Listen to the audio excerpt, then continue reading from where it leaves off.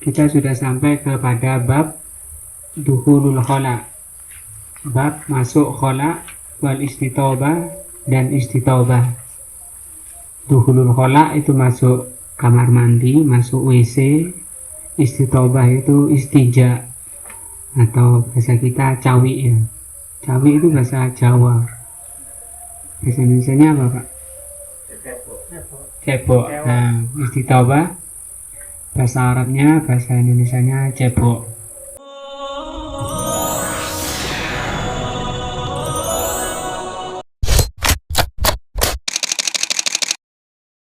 Al-khala bil mad, kalau panjang lamnya di sini maknanya al-makanul khali, tempat yang kosong. Wal muradu huna, yang dimaksudkan di sini al-makanul ma'iddah liqada'i hajatihi, tempat yang dipersiapkan untuk buang hajat. Nah, atau untuk mengeluarkan kotoran, al-baulu awil ghaid, baik itu kencing maupun BAB, itu di tempat kosong yang disebut dengan khala. Bahasa Arabnya itu khala, bahasa kita WC. Yusamma bihi li'anna muridal hajah yutlabul makanal khali liqada'iha, karena orang yang mau buang hajat biasanya nyari tempat yang kosong. Wal istitobah, kalau cebok, maknanya talabut tayyib, usaha membersihkan, itu cebok. Wal muradu biha, yang dimaukan di sini tadhirul kubul, mensucikan kubul, kubul pembuangan depan, wadubur pembuangan belakang, min asaril bauli awil ghaiti, dari bekas-bekas kencing maupun bekas BAB. Bihajarin, bisa pakai batu, aumain atau pakai air. Li'annahu thayyibul mahal minal khobas atari alaihi. Nah, di situ nanti karena depan dan belakang itu tempat kotor kalau orang itu membuang hajatnya. Wasyariatul Islam, agama Islam ini walillahil hamd kamilatun, jadi Islam ini sangat sempurna.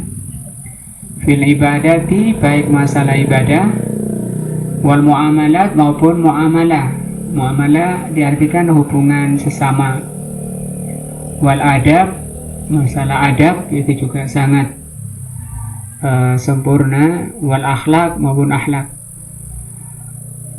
Fama min syai'in yanfa'un nas, maka tidak ada sesuatu yang bermanfaat bagi manusia, bidzalika illa bayyanathu, kecuali syariat itu menjelaskan.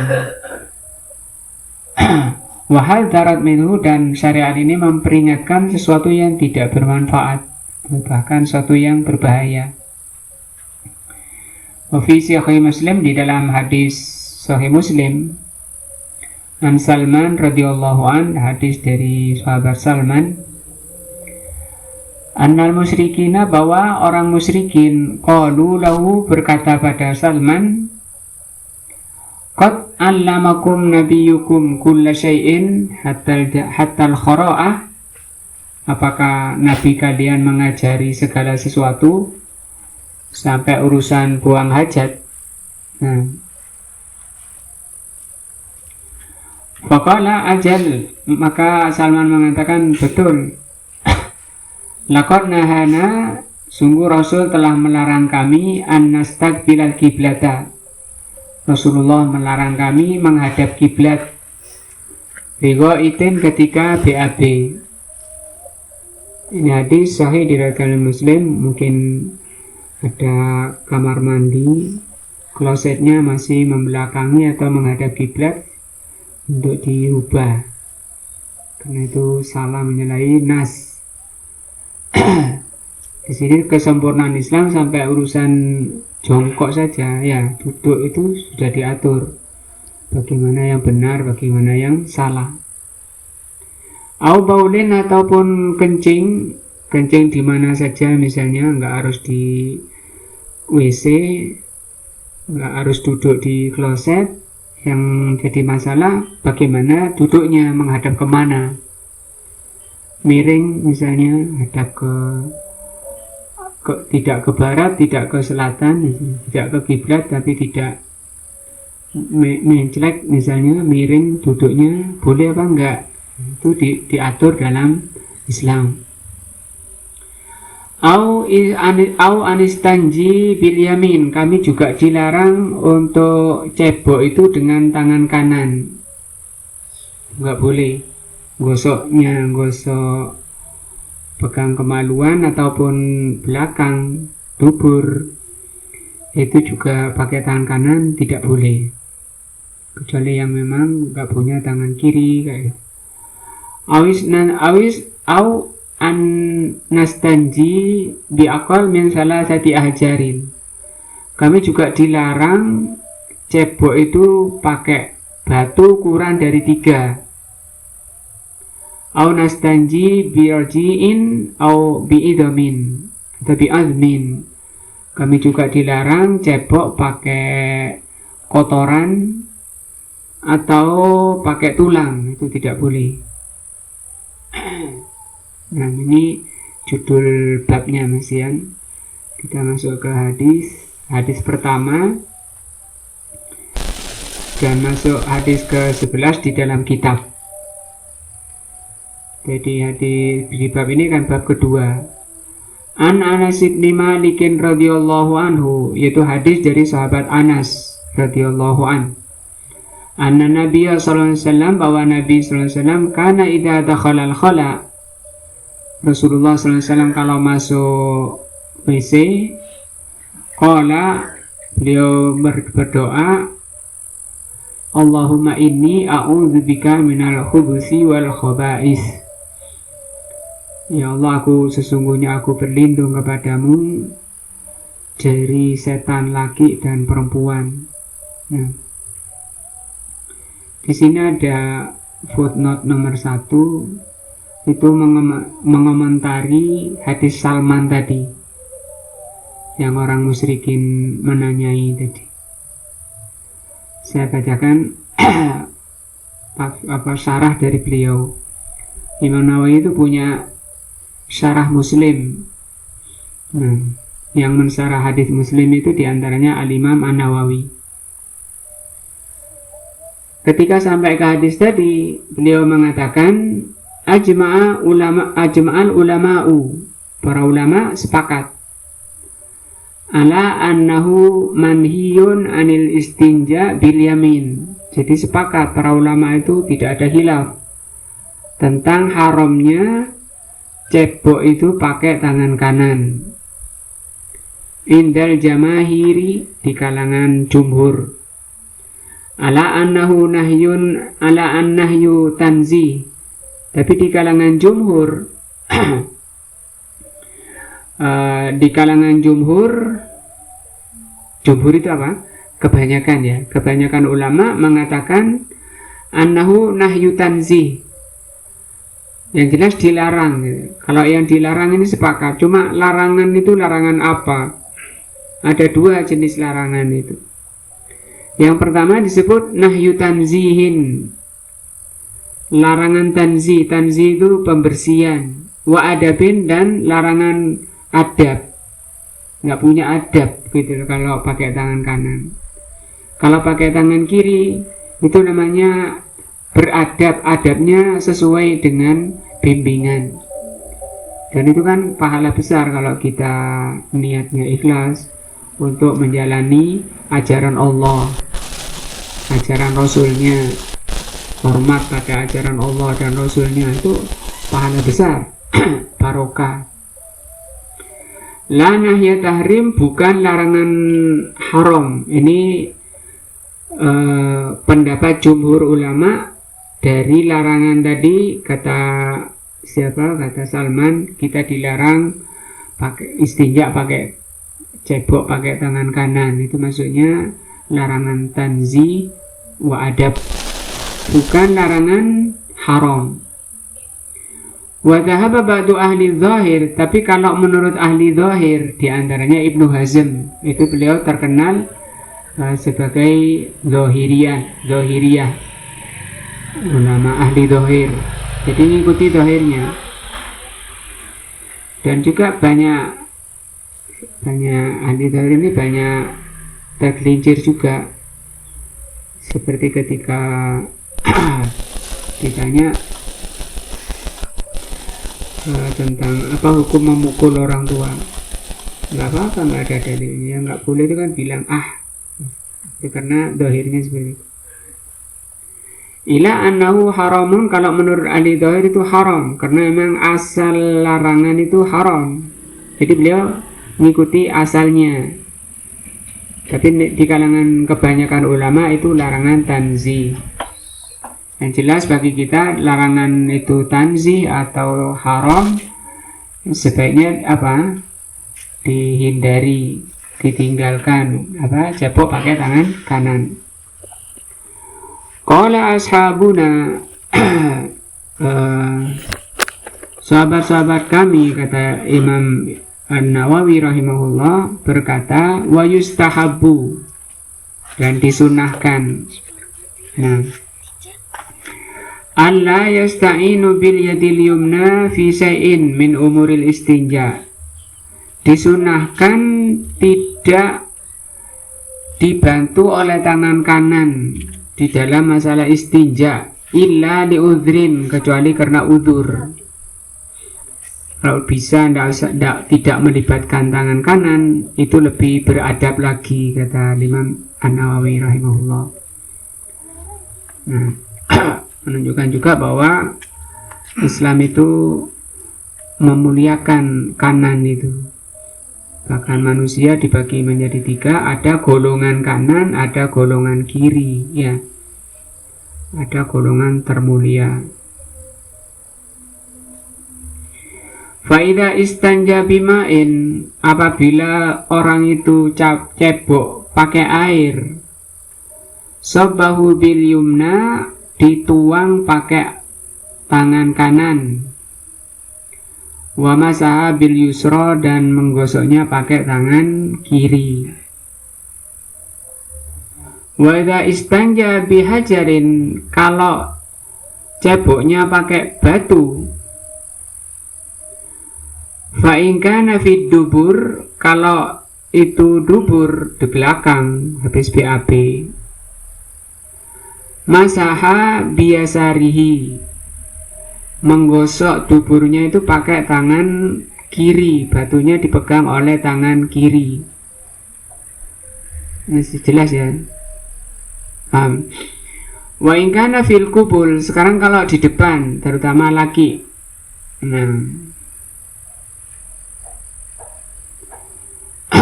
karena nanti ketemu hadis larangan memegang kemaluan pakai tangan kanan, dilarang pegang kemaluannya, padahal kondisi kalau sudah kencing lemes, ya. Terus kalau belakang tadi enak gosok pakai tangan kiri, nah ini kalau depan gosoknya harus pakai tangan kiri juga, pakai batu. Ini masalah istinja pakai batu. Wa amkanahu, caranya kata beliau, kalau memungkinkan, wada'al hajara alal ardi, meletakkan batu di tanah, diletakkan batunya di tanah, berarti tangan kanan sama sekali tidak ikut-ikut. Walaupun yang dubur tadi habis BAB tadi kan tangan kanan nggak ikut-ikut, ya. Sekarang juga ketika kubul, ketika di depan habis kencing, sebisanya tangan kanan tidak ikut.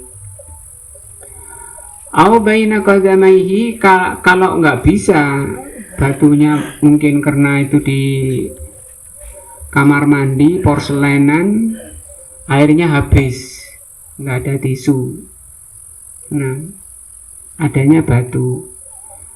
meletakkan, kalau bisa meletakkan batu di tanah, tapi kan tidak bisa.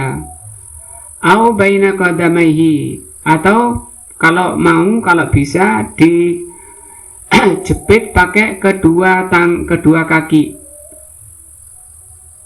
dijepit pakai kedua kakinya.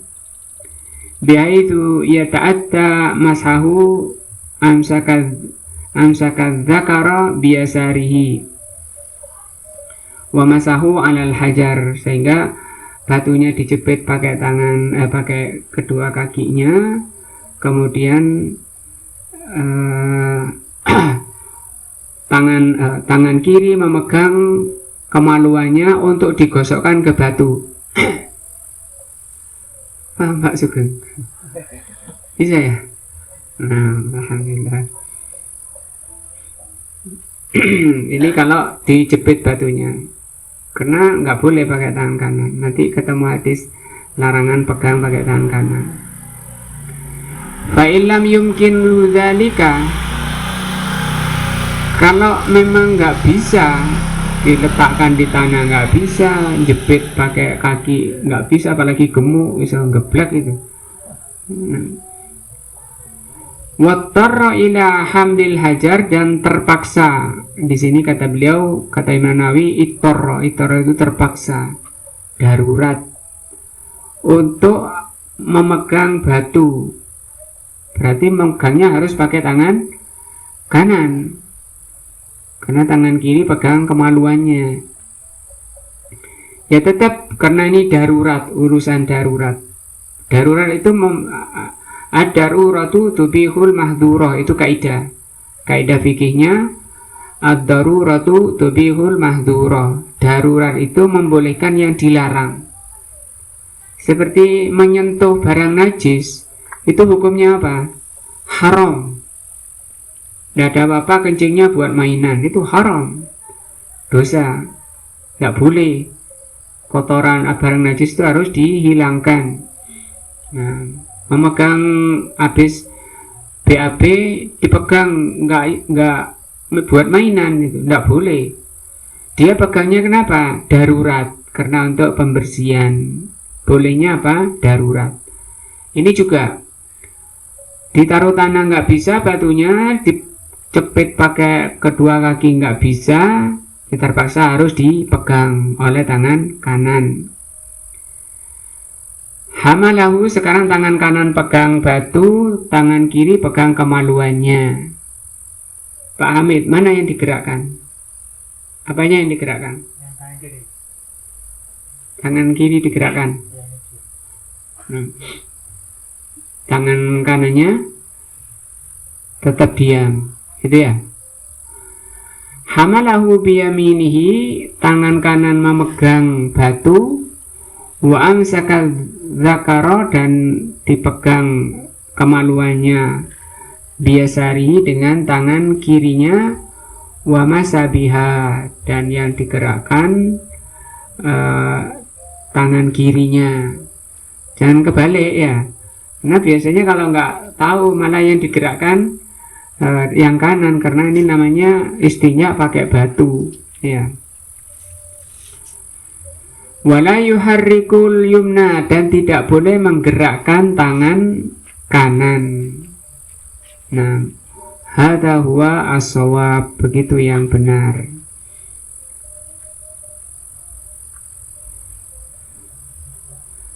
Baru dapat bahasan ini ya, urusan menggerakkan mana.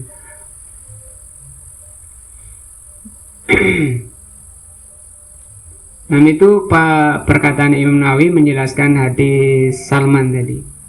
Kita kembali ke hadis Anas. Siapa Anas ini?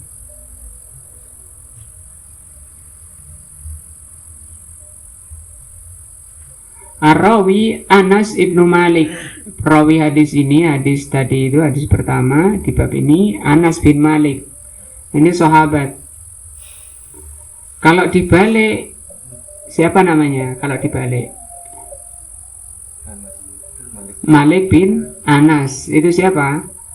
Imam Madinah, gurunya Imam Syafi'i.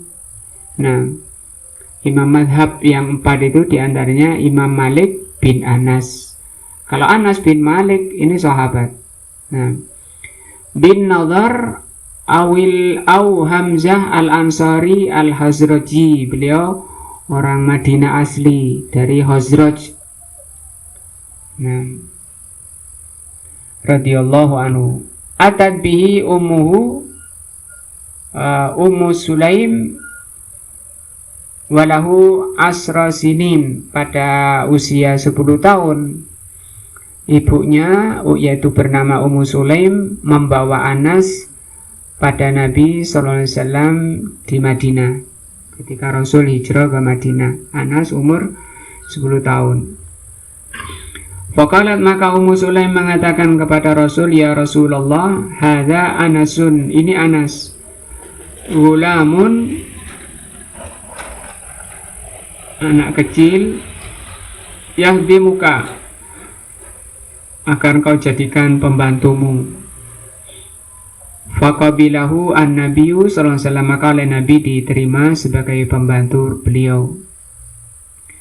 Wa ta'alahu, dan Rasul mendoakan Anas. Bagaimana doanya? Allahumma akthir malahu, ya Allah perbanyaklah hartanya, wa waladahu, dan anak-anaknya, wa adkhalahu al-jannah, dan masukkan dia ke jannah, ke surga. Qala Anas berkata, fara'aitu snataini wa ana arju salisa, aku melihat beliau membaca 2 kali, aku berharap ketiganya. Falaqad dafantu lisulbi atau lisulbi, sungguh aku telah mengubur anak yang dari tulang punggungku, siwa waladai, nah kecuali cucuku, artinya anakku sendiri, aku telah mengubur mi'ata wa khamsina wa isrin, 125 anaknya sendiri. Kita 2 saja sudah sumpek ya, katanya cukup. Nah, ini anaknya Anas berapa? 125. Ini doanya Rasul terkabul. Wa inna ardi, dan tanahku, ladangku, latasmiru fis sanah marrotaini. Kurma beliau panennya beda dengan sahabat yang lain. Yang lain sekali, punya beliau 2 kali. Memang doa Rasul tadi apa? Perbanyaklah hartanya. Wa baqiya khatiman lin Nabi sallallahu alaihi wasallam asra sinin, dan beliau menjadi pembantu Nabi selama 10 tahun. Hatta tufiya Rasulullah sallallahu alaihi wasallam, sampai beliau wafat. Berarti Rasul wafat, Anas usia 20 ya. Wa qama ba'dahu fil Madinah, beliau tinggal di Madinah, memang asal Madinah. Tsumma nazal al-Basrah, kemudian pindah ke Basrah, wa mata fiha, dan wafat di Basrah tahun 93. Nah, itu Anas yang menjelaskan tadi Rasul membaca khubuz. Rasul membaca Allahumma ay ya Allah. Allahumma ini ya Allah, asalnya itu asalnya kayak gini, ya Allah. Kemudian ya-nya diganti mim. Mimnya taruh belakang, tidak ditaruh depan. Tapi asalnya seperti ini. Jadi kalau mengartikan ya Allah, wahai Allah, Allahumma sama. Nah, kenapa kok diganti mim, kok bukan nun misalnya, atau yang lainnya, huruf yang lain? Mim ini menunjukkan jamak. Artinya jamak meliputi seluruh nama-nama Allah. Artinya memanggil nama Allah dan seluruh nama-namanya, gitu. Fahulifatil ya, kemudian ya-nya dibuang, Ya nidaknya dibuang, ini ya nidak, bahasa Arabnya itu disebut ya nidak. Ya yang berarti panggilan atau seruan, wahai Allah. Uwidat anha al-mim diganti oleh mim. A'udzubika aku berlindung kepadamu, a'tasim bika aku memohon penjagaan kepadamu. Bahwa kita ini tidak bisa, tidak akan mampu kita ini melindungi diri kita. Nah, kecuali perlindungan dari Allah. Misalnya Allah menghendaki sakit, ya sakit kita. Tidak bisa kita melindungi diri kita. Nah, wa khabarun bimana ad-du'a. Ini aku berlindung kepadamu, ini khabar, berita, tapi bermakna permohonan. Al-khabas bidammil ba, berarti kalau di dhammah ba-nya bacanya apa berarti? Al-hubusi, ya. Allahumma inni a'udzubika minal hubusi, bukan hubsi. Di dhammah ba-nya. Kalau di dhammah ba-nya itu bermakna jam'u khabisin, jamaknya khabis. Apa itu khabis? Wahum dzukranus syayatin. Khabis itu maksudnya mereka adalah setan laki-laki. Setan laki-laki. Wal khaba'is jam'u khabisah. Itulah jamaknya khabisah. Jadi ada khabis, ada khabisah. Khabis sendiri maknanya secara bahasa jelek. Wahia inasus syayatin, yaitu setan perempuan. Faka'annahu ista'adha min dzikrani syayatin wa inasihim. Sehingga di sini aku berlindung kepadamu ya Allah dari setan laki-laki dan setan perempuan. Wakila ada juga yang memaknai al-hubsi minal hubsi biiskanil ba, dengan di ba-nya disukun. Jadi ada dua ini, hubsi atau hubusi. Kalau disukun ba-nya bermakna asyar, kejelekan. Berarti ya Allah aku berlindung kepadamu dari kejelekan. Wal khaba'is, kalau khaba'is ad-dawatus syarirah, benda-benda yang jelek. Faka'annahu ista'adha minasyarri wa ahlihi, maksudnya aku berlindung kepadamu dari kejelekan dan pelakunya. Asyarhu, penjelasan. Al-amakinul musta'idda liqada'il haja, tempat-tempat yang dipersiapkan untuk buang hajat, ya, atau WC. Amakinun khabisatun, itu tempat-tempat jelek. WC itu tempat jelek. Fahiyya ma'was syayatin, itu tempatnya syaitan. Walaupun dihias seindah apapun, ya.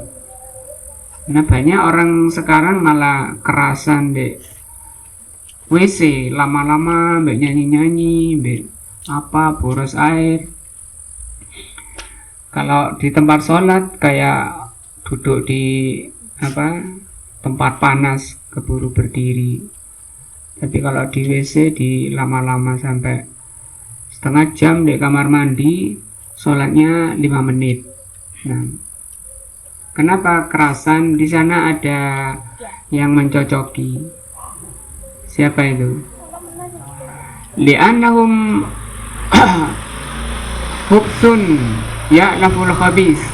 Li'annahum hubsun ya'lafunal khabis. Kenapa berlindung di sini diajarkan oleh Rasul berlindung? Karena setan itu memang gambaran kejelekan, dan itu hanya bisa kumpul dengan kejelekan. Artinya yang kerasan di kamar mandi, di WC, itu menunjukkan jiwanya memang jelek. Mana dalilnya? Ini Allah berfirman, al-khabisuna lil khabisat. Orang jelek pasangannya yang jelek. Laki-laki yang jelek, istrinya jelek. Istri yang jelek, wanita jelek tidak akan mendapat suami yang soleh. Nah, sampai Syekh Utsaimin rahimahullah ketika membahas ayat ini, binatang yang jelek ketika membahas anjing itu hanya dipelihara oleh orang-orang yang jiwanya jelek. Artinya apa? Kalau orang jiwanya bersih, jiwanya bagus, tidak akan memelihara anjing. Nah, ketika membahas tentang jeleknya hewan, nah ini juga setan itu kejelekan. Kok malah kerasan di tempat-tempat syaitan, di tempat-tempat kotor, di tempat-tempat sampah. Kalau jiwa bagus lewat saja sudah sumpek gitu ya, gak enak. Tapi kalau sudah terbiasa enak saja, karena ada kaidahnya kasratul masas aqallul ihsas. Orang yang selalu bersentuhan akan menghilangkan rasa. Nah, ya. Kalau sering bersentuhan, wis biasa di situ.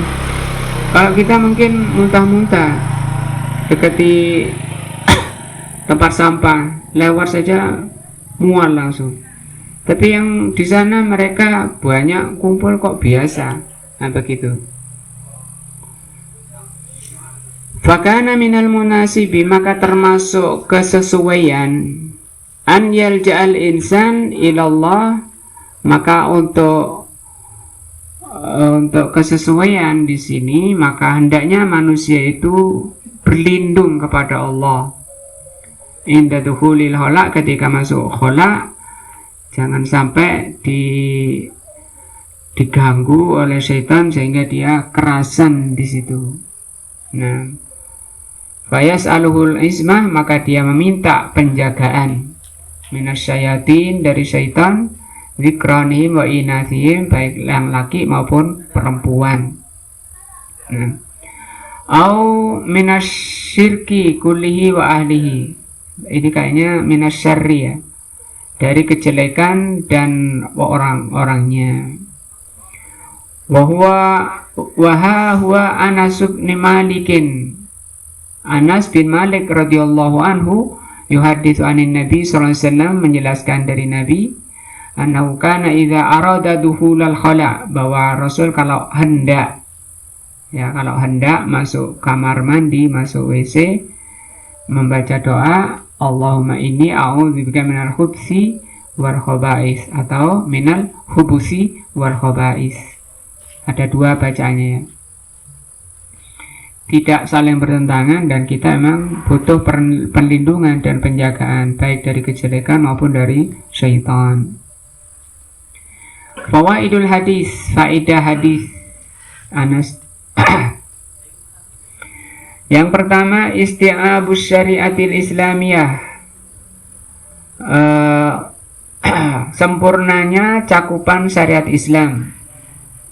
Di jami'il adab bin nafi'ah, mencakup seluruh adab-adab yang bermanfaat.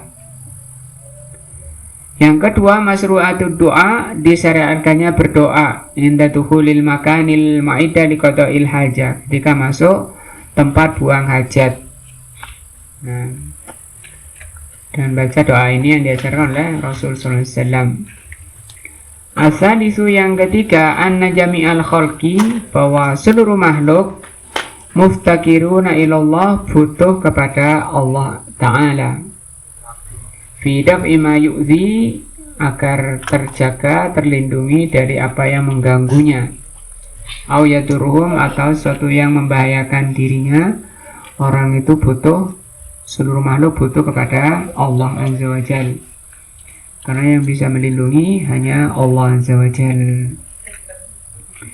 Ini hadis pertama di bab ini. Kita nambah satu lagi, pendek-pendek hadis.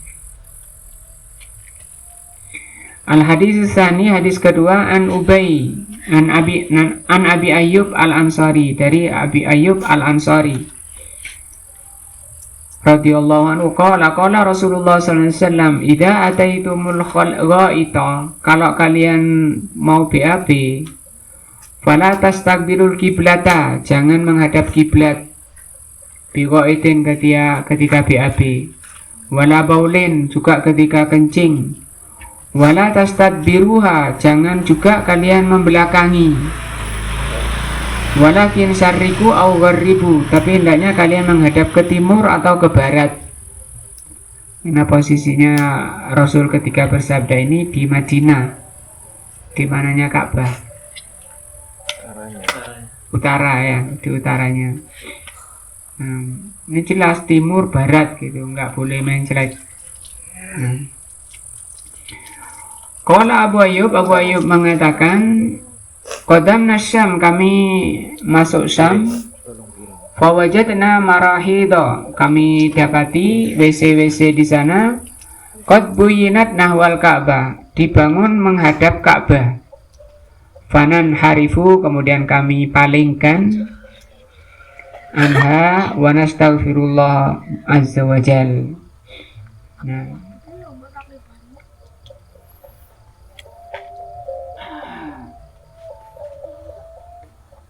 kita langsung ke maknanya, ke syarahnya ya.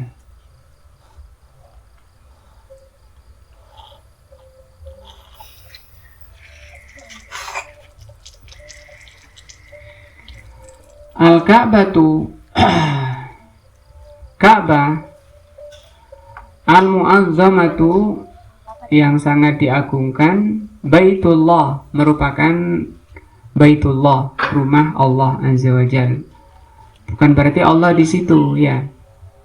Karena penyandaran makhluk di sini kepada Allah namanya tasyrif, pemuliaan, atau takrim, pemuliaan kepada yang disandari oleh nama Allah. Baitullah bukan berarti Allah di situ. Karena masjid itu bukan hanya Ka'bah ya. Seluruh masjid disebut Baitullah.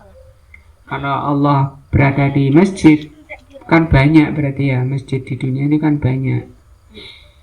Nah, padahal Allah itu apa? Satu. Qul huwallahu ahad. Nah,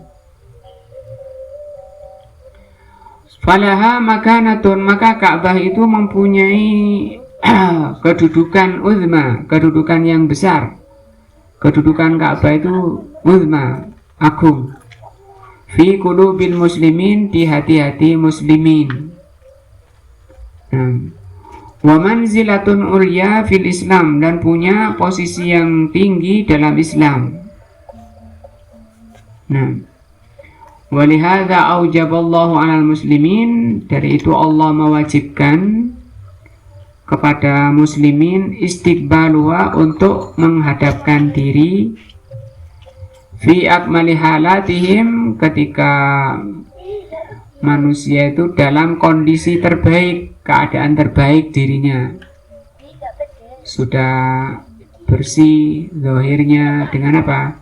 Wudu, dan juga bersih hatinya dengan taubat, karena selesai wudu dia baca apa?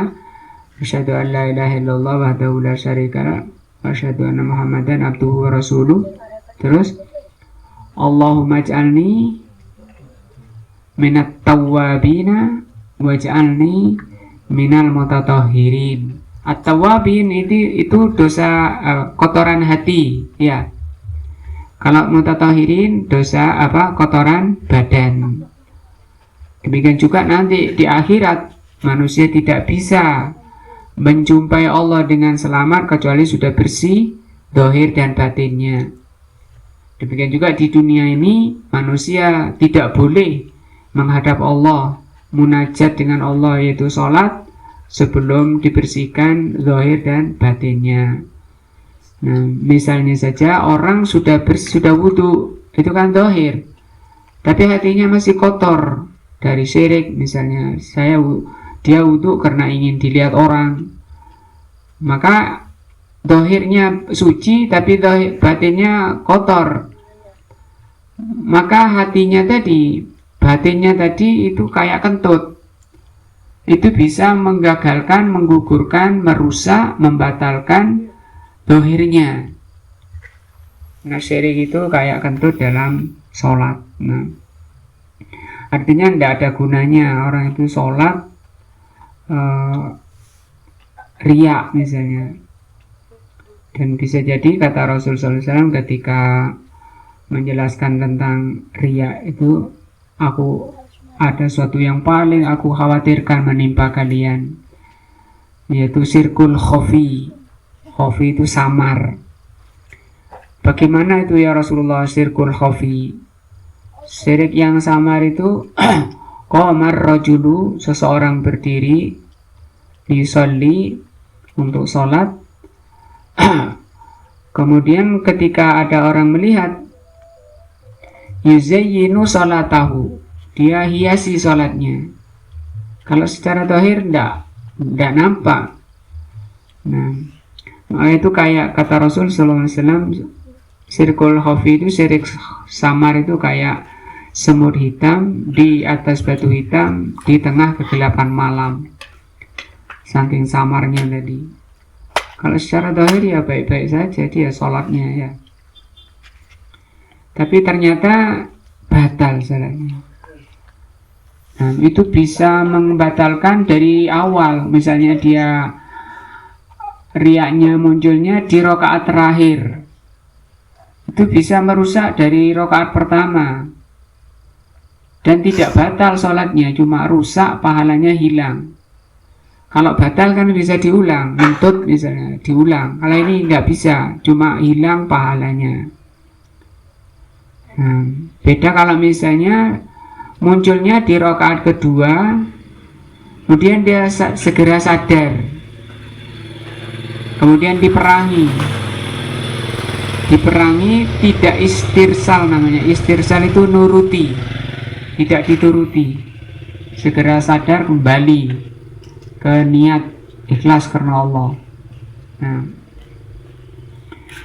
jadi pensucian hati, thaharah hati itu lebih utama dan lebih penting. Halatis shalah, yaitu ketika sholat. Sehingga Allah wajibkan muslimin menghadap Ka'bah ketika kondisi terbaik, yaitu sholat. Allatihiya, yang sholat itu silatun. Sholat itu merupakan silah. Apa silah?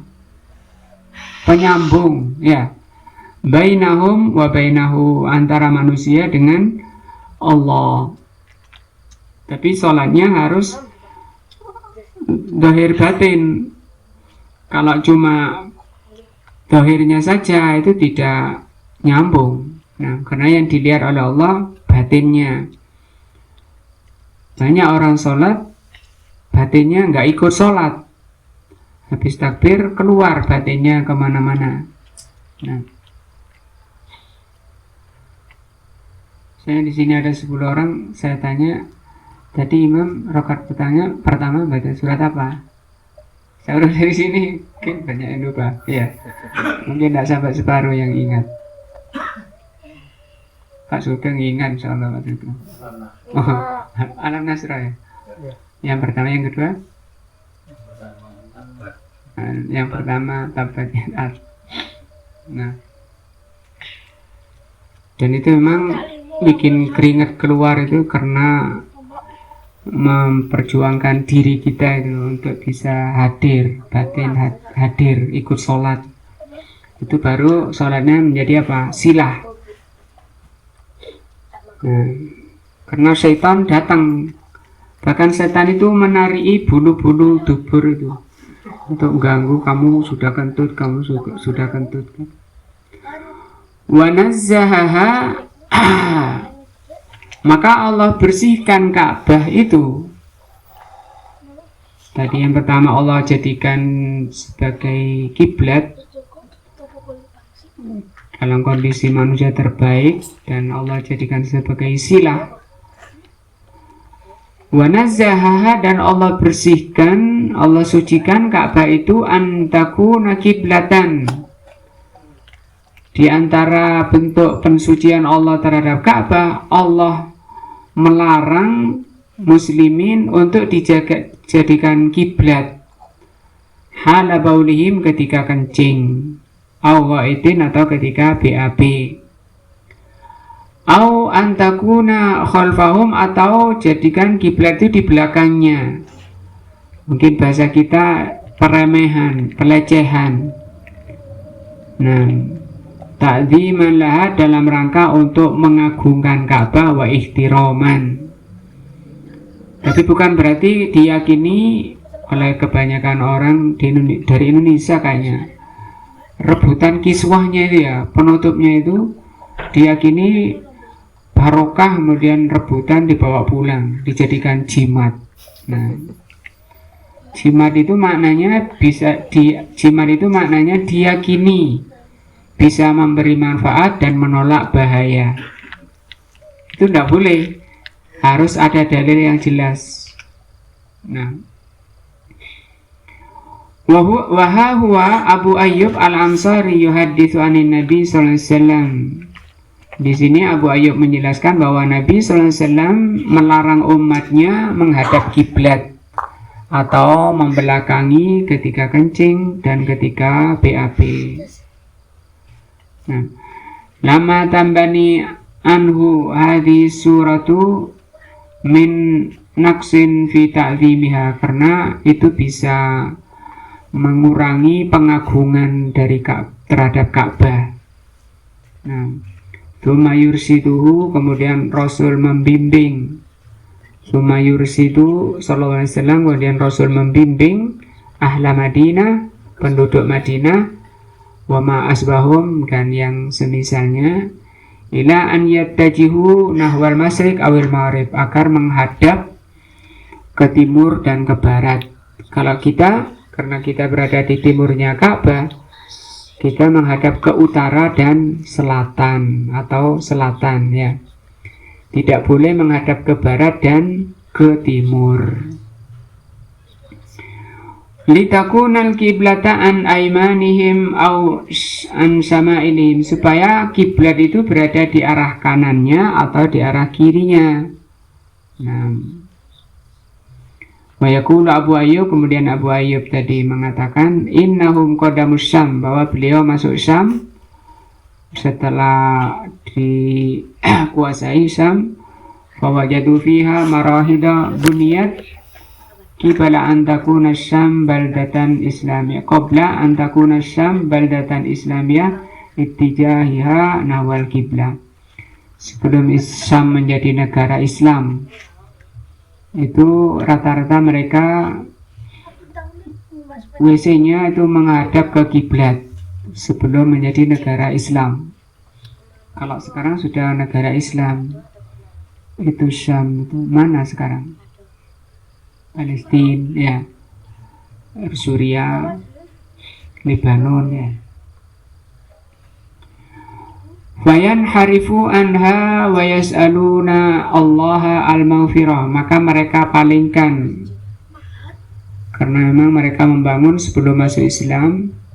Setelah masuk Islam mereka mengikuti bimbingan Islam, sehingga mereka palingkan, kloset-klosetnya itu dipalingkan dan minta ampun kepada Allah, istighfar kepada Allah.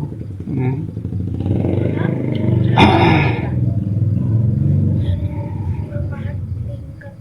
Yang berikutnya faidah hadis.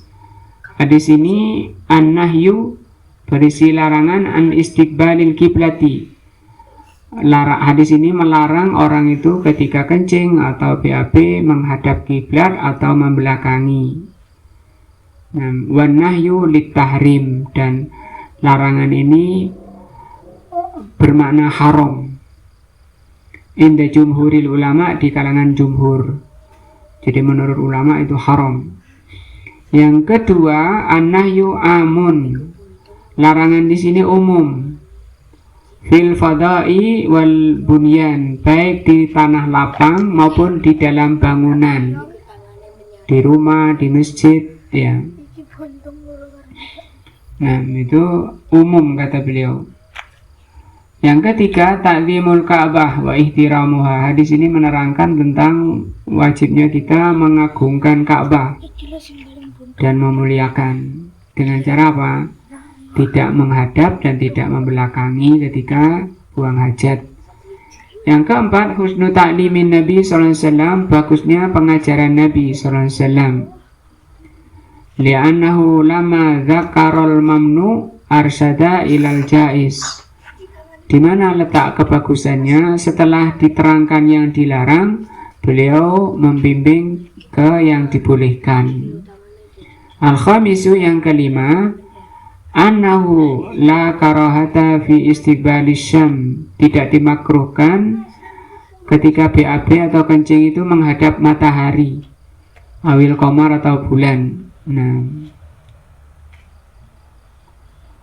insyaallah ini pelajaran kita malam ini, 2 hadis tentang masuk kamar mandi dan cara ceboknya. Masih ada beberapa hadis di dalam bab ini, mungkin ada yang ditanya.